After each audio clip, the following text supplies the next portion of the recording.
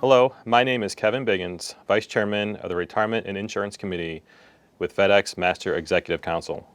Joining me today is R&I Chairman Captain Ben Douglas and Negotiating Committee Member Captain Rich Brown. Ben and Rich, thanks for being here today. Thanks, Kevin. So let's go ahead and jump right into it. Retirement plans. What kind of plans are out there? So there's two types of retirement plan designs. There's the defined benefit plan, which is also known on property as the A plan, also known as the pension plan. But for today, we'll just define it as the defined benefit plan. There's also a defined contribution plan. So a defined benefit plan provides a benefit, a fixed benefit, that is guaranteed determinable from the company. It usually takes on a years of service multiplier with either a final average earning or a final career average earning. And the company is required to fund that benefit in retirement. So what types of defined benefit plans are available out there? There are numerous different kinds of formulas out there for defined benefit plans. One of the definitions of a defined benefit plan is that there is a formula that determines the determinable benefit that you get at the end of your career. These plans are also all held in a trust, and they are protected from creditors. That's what defined benefit plans all have in common. When we move into what the different kinds are, we have a traditional benefit formula like the one that we have, and then there is a cash balance plan. There's a flat dollar formula which gives a certain amount per year of service, which one example of that is the UPS contract that they just negotiated. And then there are plans such as the Pilot Stabilized Pension Plan, also known as a variable pension plan, that we investigated in our retirement investigation process. Okay, and these plans, how have they evolved through the years? The retirement market historically has been all about defined benefit plans that people call pensions.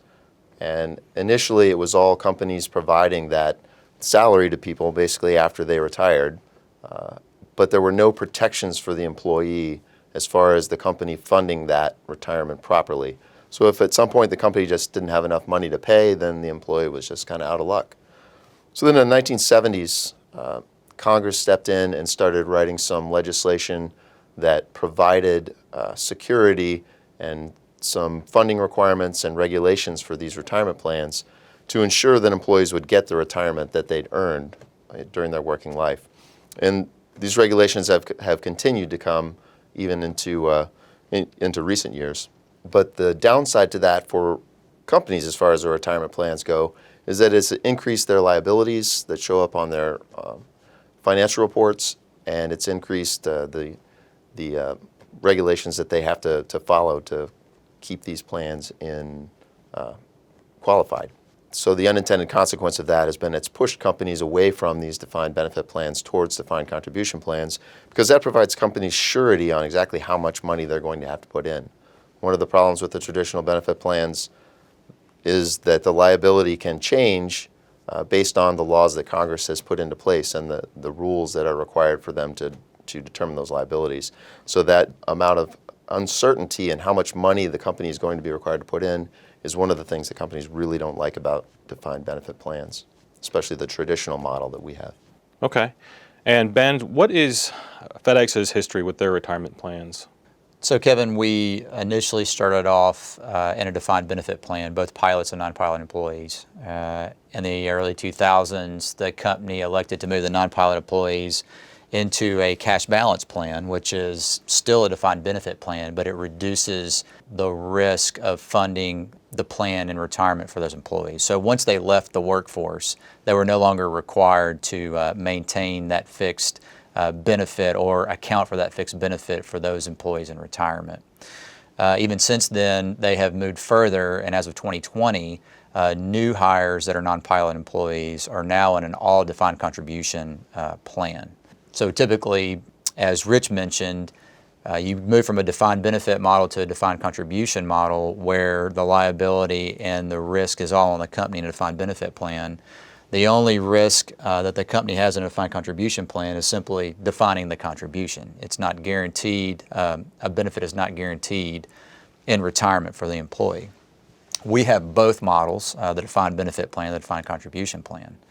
For our defined benefit plan, the company has elected to not make any improvements to our defined benefit plan. We have had improvements to our defined contribution plan. They're both great for us. They're both qualified plans that allows us to have a substantial amount of tax-deferred income set aside for us in preparation for retirement. However, without the improvements of the defined benefit plan, we find ourselves lacking in total retirement savings due to our pay increases over the years. So unlike the other non-union employees at FedEx, we were protected away from the all-DC or defined contribution plan because of our contract.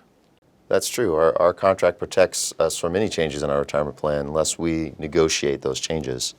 And as a union and as a pilot crew force, we like the balance that we have between the defined contribution and defined benefit plan that we have, but we still have an issue with the company not increasing that defined benefit to match increases within our pay.